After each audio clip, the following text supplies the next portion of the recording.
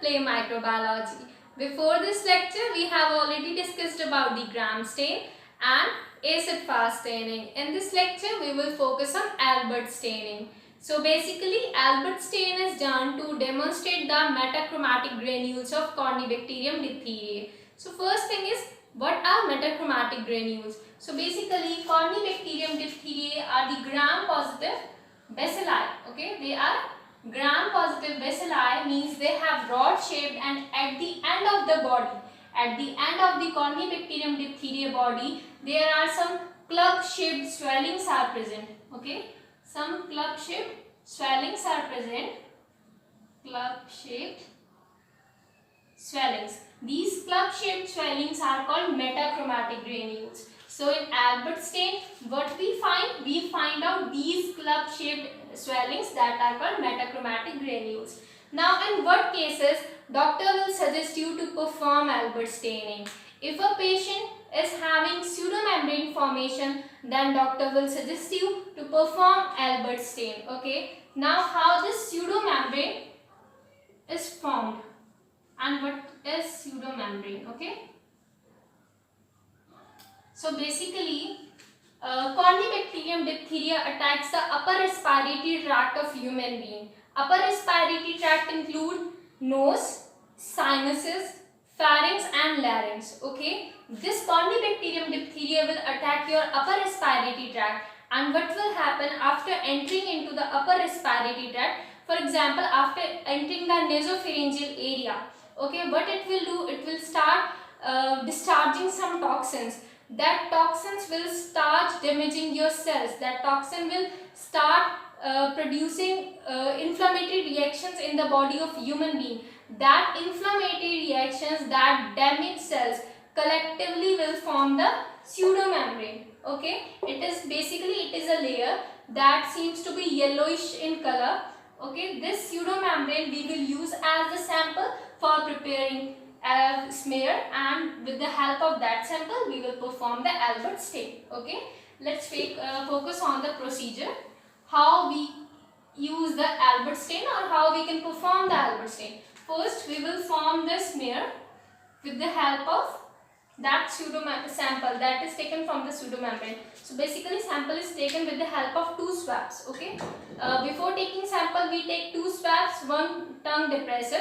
With the help of tongue depressor we depress the tongue of the human or the patient, and with the help of swab then we will put that swab into the mouth of the patient and in the nasopharyngeal area. Okay, then we will rub that swab on its nasopharyngeal area where pseudomembrane is present, and after rubbing it we will take it out, and then from one of the swab we will prepare culture, and from another swab we will prepare the smear.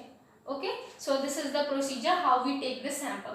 After taking sample we will prepare the smear with the help of one swab, and what happen after the preparing smear? After preparing smear we will dry it and fix it with the help of heat. Okay, after drying and fixing it with the help of heat we will pour the stains. So basically two stains we use in case of Albert stain. First is Albert stain first and second one is Albert stain second. Albert stain second is also called Albert's iodine. Albert stain first is composed of toluidine blue, malachite green, glacial acetic acid, alcohol, distilled water, and Albert's iodine composed of iodine, potassium iodide and distilled water. These three composed Albert's iodine together.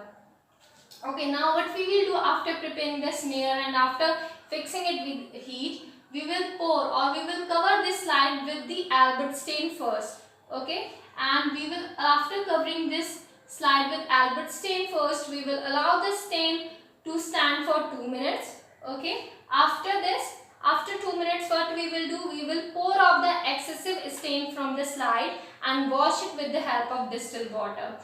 Next step is to put or to cover this slide with the help of Albert's iodine. Now we will cover this slide, we will pour Albert's iodine on this slide and allow the Albert's iodine to stand for 1 minute. After 1 minute we will again pour off the excessive stain from this slide and wash it with the help of distilled water. After washing the slide we will dry the slide with the help of blotting paper, and at the end we will take the slide, put it under microscope, put it under the lens, that is oil immersion objective lens, okay, of light microscope. Now what we see inside the microscope, microscopy reveals the presence of metachromatic granules in such a way the body of the, okay, this is the body of the bacteria and there are the metachromatic granules present. If the sample contain these, okay, if the sample contain Corynebacterium diphtheriae, then what we can see in case in microscopy reveals the green color. The body of the bacteria will be in green color. Okay, the body of the bacteria will stain green, and the metachromatic granules will appear black in color. Okay, black or blue. Metachromatic granules will appear black or blue in color, and the body of the bacteria will appear green in color. Okay, and basically the pattern that we see under microscopy, we can see the L, okay, L formation, V formation. These patterns are called cuneiform patterns or Chinese letter pattern. Okay, under microscopy what we see that Corynebacterium diphtheriae are arranged at the angles from each other. Okay, they are arranged at the angles. They form V-shaped letters, they form L-shaped letters, or they also form the Chinese letters.